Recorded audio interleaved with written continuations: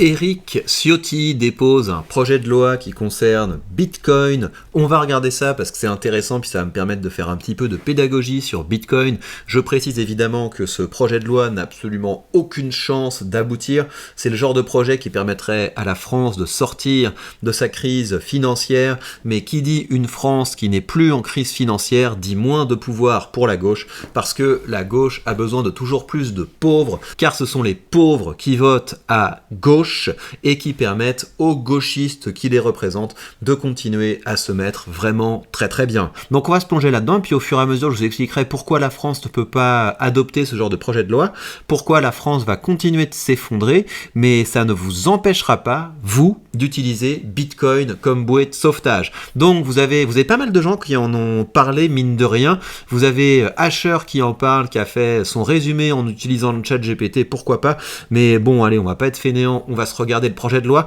Il y a une période, je me souviens, il y a encore quelques années, j'étais un petit peu intimidé par les projets de loi. Je me disais, oulala, mais c'est forcément rédigé par des gens qui sont intelligents.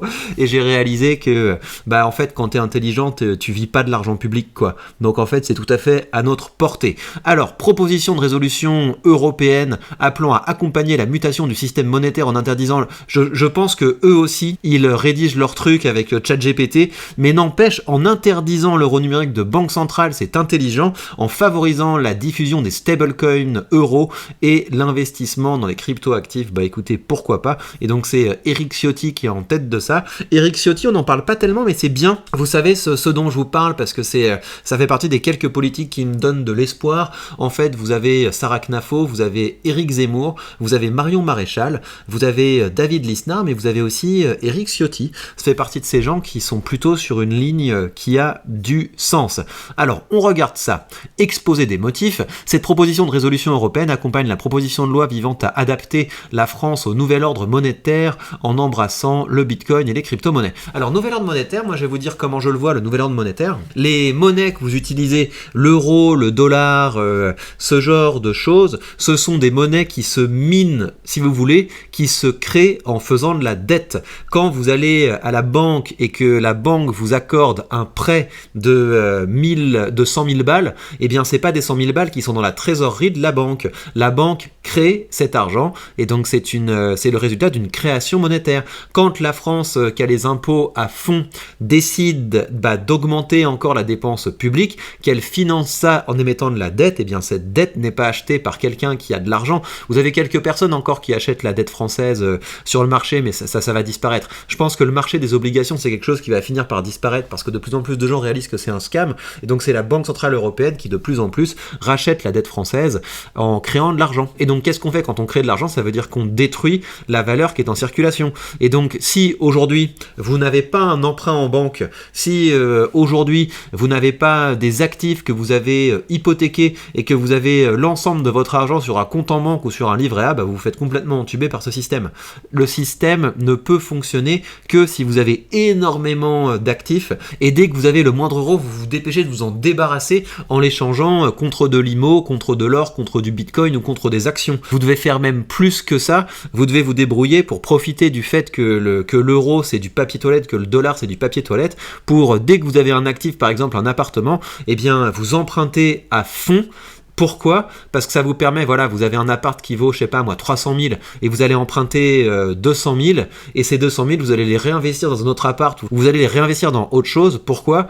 Parce que même si vous avez un taux d'emprunt à 3%, eh bien la monnaie se détruit tellement à cause du communisme qui a besoin d'imprimer toujours plus de fric pour financer son communisme que de toute façon, au bout d'un moment, l'inflation fait que vous avez beaucoup plus intérêt à avoir un emprunt et à payer les intérêts de cet emprunt plutôt que d'être à zéro en fait. Garder du cash, faut être vraiment zinzin parce que vous faites étaler par l'inflation, donc autant participer à cette impression de papier toilette et mettre ça dans des choses qui sont un petit peu solides. Et donc le nouvel ordre monétaire c'est quoi? C'est une situation où vous avez de plus en plus de gens qui vont réaliser que l'euro c'est de la daube, le dollar c'est de la daube, toutes les monnaies de banque centrale c'est de la daube, et tout le monde va chercher une bouée de sauvetage, et Bitcoin joue cette bouée de sauvetage. Vous devez quand même réaliser, pourquoi est-ce qu'on parle d'investissement sur cette chaîne? Pourquoi est-ce que je vous dis vous n'aurez pas de retraite si vous achetez pas des ETF? Parce que la monnaie ne joue pas son rôle. Normalement, un des rôles de la monnaie, ça devrait être de vous permettre de conserver de la valeur et de vous la transmettre dans le temps. Vous devriez pouvoir vous dire, voilà, j'ai un salaire de 3000 balles, il y a 2000 balles que je vais dépenser au cours du mois, et il y a 1000 balles que je vais garder. Et si je garde ces 1000 balles, mon mois futur sera content parce que je pourrai les réutiliser. Alors que pas du tout. Si vous gardez 1000 balles en euros, dans 10 ans, ça vaut plus rien. Donc pourquoi est-ce qu'on doit investir? Pourquoi est-ce qu'on doit devenir des investisseurs? Parce qu'on ne peut pas conserver de la valeur dans des monnaies. Mais si vous avez une monnaie qui permet de jouer ce rôle de conservation de valeur, et Bitcoin permet ça, vous n'avez pas besoin de faire des trucs aussi compliqués. Vous gardez une partie de votre argent en Bitcoin et puis vous êtes bon. Voilà. Et donc le nouvel ordre monétaire, c'est ça. C'est un monde où vous avez maintenant Bitcoin qui joue le rôle que les autres monnaies devaient jouer, et les citoyens vont s'en servir comme bouée de sauvetage pour sortir de ce système, de cet énorme scam communiste que sont les monnaies banques centrales. Et par ailleurs, vous allez avoir de plus en plus d'institutions, mais aussi d'États qui vont essayer de se raccrocher à la bouée Bitcoin. Et cette proposition de loi, ça reste quand même des étatistes. Donc je pense que dans cette proposition de loi, ils vont vous dire, il faut que la France ait des réserves en Bitcoin, sinon la France va complètement s'effondrer, ce qui est vrai. Mais l'objectif, c'est que vous ayez du Bitcoin, que la France ait du Bitcoin, vous vous en foutez. Ce qui est important, c'est que vous ayez du Bitcoin en portefeuille pour pouvoir vous extraire de l'effondrement qui ne manquera pas d'arriver. Parce que réalisez que le système que je vous ai décrit, à savoir la monnaie, c'est du papier toilette qui perd de sa valeur, et donc un maximum de gens ont intérêt hypothéquer pour injecter l'argent, etc. Ça gonfle de façon artificielle le prix des actifs. Normalement, une maison, ça devrait pas être un actif refuge. L'immobilier, ça devrait pas être un investissement. L'immobilier, ça devrait être un bien de consommation, en fait. C'est-à-dire que t'as ta maison, tu vis dedans, tu t'en as une à la montagne parce que ça te plaît, parce que t'as envie d'augmenter ton bonheur, mais tu devrais pas avoir une logique de c'est un investissement. Ça devrait pas être le cas. Et donc, quand la monnaie va jouer son rôle, le marché de l'immobilier va se dégonfler, le marché des actions va se dégonfler parce que ce sera plus intéressant d'imprimer de la monnaie parce que les monnaies qu'on imprime auront disparu. Donc voilà, il y a beaucoup de choses qui vont s'effondrer. Et ce sera une très bonne chose. Il y a beaucoup d'informations que je vous donne là, mais c'est important que vous commenciez à les digérer. Mais donc ça, c'était pour vous décrire le nouvel ordre monétaire. C'est un ordre dans lequel tout le monde aura réalisé que l'euro, le dollar, le franc suisse, tout ce que vous voulez, c'est du papier toilette. Alors, en premier lieu, l'interdiction de l'euro numérique. Les monnaies numériques de banque centrale ne sont qu'un avatar d'une monnaie produite par une banque centrale. Le code est à la discrétion de l'organisme émetteur et les transactions peuvent être suivies en temps réel par ce dernier, ce qui fait peser des préoccupations tant qu'à la confidentialité des données de la propriété privée. En effet, le code et le réseau étant gérés de manière centralisée, l'organisme émetteur garde tout le pouvoir de geler à n'importe quel moment les avoirs sur le réseau. C'est très bien résumé, ça veut dire qu'ils ont bossé le dossier, ça fait plaisir. On en a déjà parlé, l'euro numérique, ce serait une calamité, et donc leur objectif, c'est d'avoir une monnaie programmable, c'est-à-dire tu n'as le droit d'acheter que tel type de choses dans tel type de magasin. En fait, l'objectif, c'est que ta monnaie, ce soit un ticket de rationnement. L'objectif, c'est qu'on puisse t'empêcher d'acheter un billet d'avion parce que ça pollue, d'acheter de la viande parce que ça pollue, et puis l'objectif également, c'est qu'on te dise, tes euros sont périmés, et ta seule chance de les conserver, c'est de les investir dans le grand emprunt de la défense pour faire la guerre à la Russie. Enfin voilà, ça va être vraiment génial.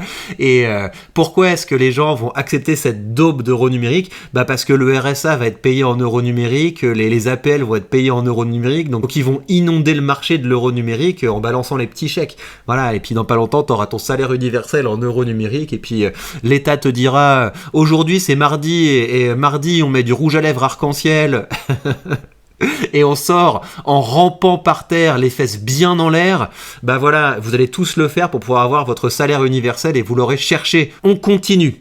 Le Parti communiste chinois a été précurseur dans ce domaine avec l'introduction du yuan numérique. Il a également introduit un système de crédit social dès 2002 qui est un système national de réputation des citoyens et des entreprises. L'Union européenne travaille là-dessus avec l'IA, etc. On a déjà fait plein de vidéos. Tous ces sujets-là sont traités dans la playlist qui s'appelle Veille Liberté. Donc allez rattraper votre retard en regardant les vidéos de la playlist qui s'appelle Veille Liberté sur cette chaîne. L'existence d'une telle monnaie numérique avec un tel système de contrôle social est une grande menace pour les libertés individuelles et fondamentales.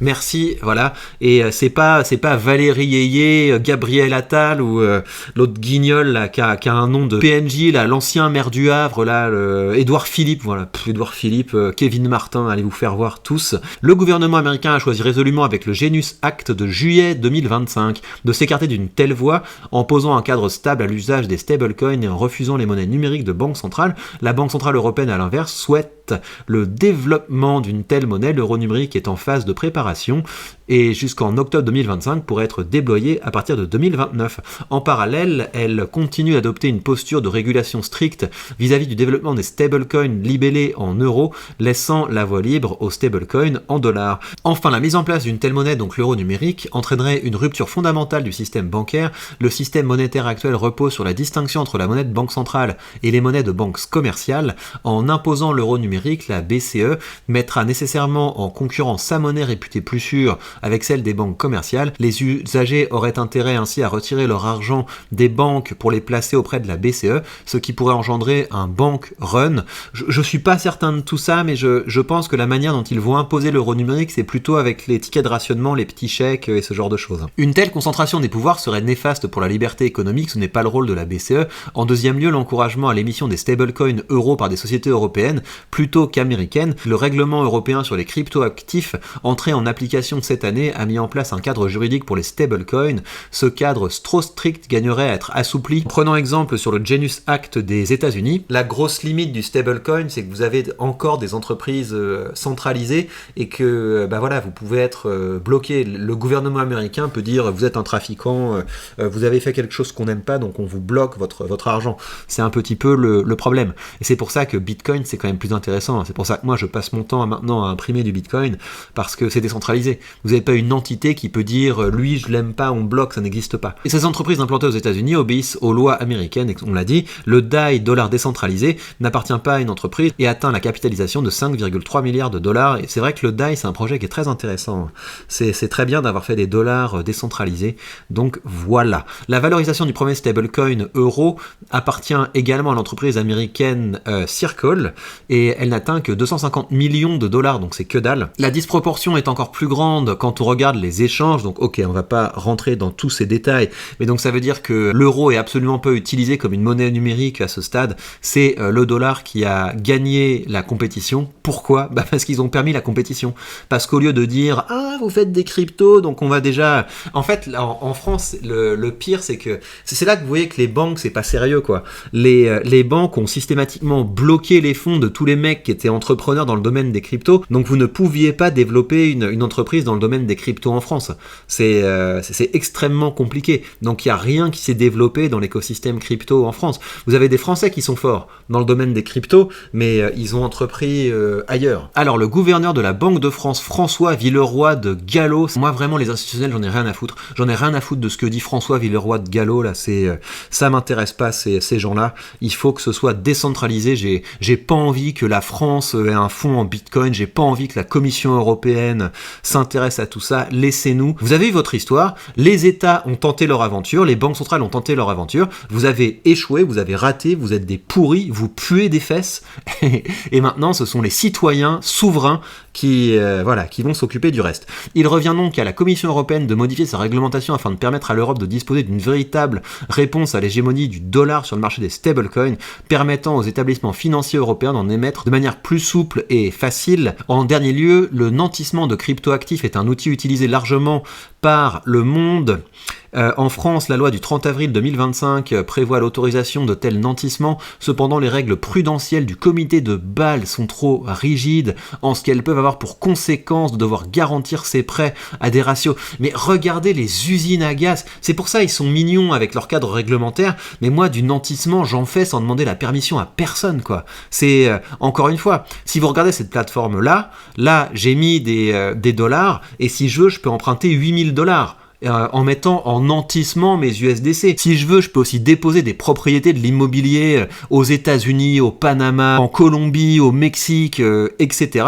Je peux déposer des morceaux de propriété et emprunter derrière. Donc ça existe déjà tout ça. On n'a pas besoin de tout ce bazar. Il faut arrêter. Et si ce monde de la finance décentralisée vous intéresse, bah allez faire un tour sur la page Patreon. Sur la page Patreon, je vous publie régulièrement du contenu exclusif, du contenu des vidéos que vous n'avez pas sur cette chaîne-là, où je vous montre mes différents investissements et je vous apprends comment fonctionnent toutes ces technologies. Attendez pas que vous ayez François Villeroy de Gallo qui vous ponde une réglementation débile pour pouvoir bien vous traquer. La finance décentralisée n'a de sens que parce que c'est décentralisé.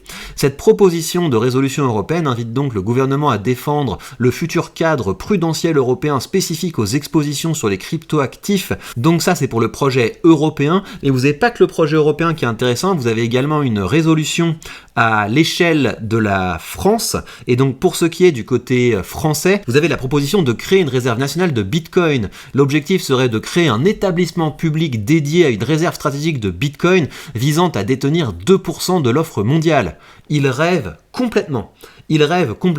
Bitcoin, c'est l'actif qui aura le plus de valeur au monde dans les prochaines années, et la France, avec son petit pays en faillite, ils imaginent qu'ils vont détenir 2% de l'offre. Donc c'est quand même rigolo. Donc ils vont te dire, on va faire ça avec du minage public à partir des excédents d'électricité nucléaire et hydraulique. Ils ne pourront pas le faire parce que vous avez la gauche qui va dire non. De la conservation des bitcoins saisis judiciairement, c'est pareil. Ça veut dire qu'ils vont, en fait, vous allez avoir des gens qui vont avoir un mandat d'essayer de vous faire les poches. Donc c'est pas à la France de détenir du bitcoin, c'est à vous de détenir du bitcoin et surtout de vous protéger de la France quand vous avez du bitcoin. Affectation d'un quart des montants collectés via le livret A, d'accord, pour acheter du bitcoin, et aussi la possibilité de payer ses impôts en bitcoin. Voilà, super idée. Donc tu vas avoir une adresse Bitcoin du Trésor public, et toi tu vas être assez bête pour faire une transaction depuis un de tes wallets vers le wallet du Trésor public. Comme ça, le Trésor public pourra suivre l'ensemble de l'historique des Bitcoins. N'importe quoi. Mais ça, très bien, faites ça. Allez payer vos impôts en bitcoin au Trésor public. Je pense que c'est vraiment une excellente idée. Je pense qu'ils ont oublié de dire il faudrait qu'on puisse verser une partie du RSA en bitcoin pour une question d'inclusivité. Enfin, tout ça, c'est de la daube, hein. C'est vraiment n'importe quoi. Mais il y a un truc qui est intéressant derrière ça. Ce qui est intéressant derrière ça, c'est que vous avez des gens qui ont compris que la France allait s'effondrer et que le Bitcoin était la dernière bouée de sauvetage qui permettrait de sauver les finances de la France. Mais vous devez vous en taper complètement de tout ça. Il faut laisser la France couler. Mais vous, il faut que vous puissiez créer votre propre réserve stratégique de Bitcoin. C'est pour ça que je vous parle régulièrement de GoMining sur cette chaîne. GoMining, c'est une plateforme qui vous permet de devenir mineur de Bitcoin. C'est hyper simple à utiliser. Vous vous inscrivez sans KYC sur la plateforme. Vous cliquez ici. Vous voulez créer un nouveau mineur, ça vous coûte 23$, donc c'est à peu près l'équivalent de 20 balles. Vous mettez le code promotionnel ici pour avoir 5% sur votre achat. Vous avez le code sous cette vidéo. Et bim, vous avez créé un mineur de Bitcoin en ligne. Et dès demain, vous allez toucher vos premières récompenses en Bitcoin. Et pour vous donner les chiffres, donc à chaque fois, je donne les tableaux à ChatGPT pour qu'il me calcule la rentabilité. Moi, j'ai une rentabilité de 66%. Pourquoi j'ai une rentabilité de 66%? Parce que je fais de l'affiliation. Vu que je fais de l'affiliation, c'est-à-dire que quand vous passez par le lien qui est sous cette vidéo, vous gagnez 5% et moi aussi je gagne 5%. C'est-à-dire que la plateforme GoMining me donne 5% de l'achat que vous allez effectuer. Et donc ces tokens me permettent d'augmenter la rentabilité de mon investissement. Mais vous, d'une part, moi je vous conseille vivement à commencer à créer du contenu et à commencer à faire de l'affiliation avec cette plateforme parce que ça va hâter grandement votre course vers la liberté financière. Mais sans ça, si vous créez simplement le mineur, que vous attendez, que vous en achetez régulièrement, vous allez avoir une rentabilité aux alentours de 33% par an, ce qui est quand même hyper intéressant. Et ça vous permettra de ne pas sombrer avec le paquebot français. Et bien voilà, chers amis, tous les liens sous cette vidéo pour commencer à sortir du scam. Et je vous dis à très vite pour de prochaines news.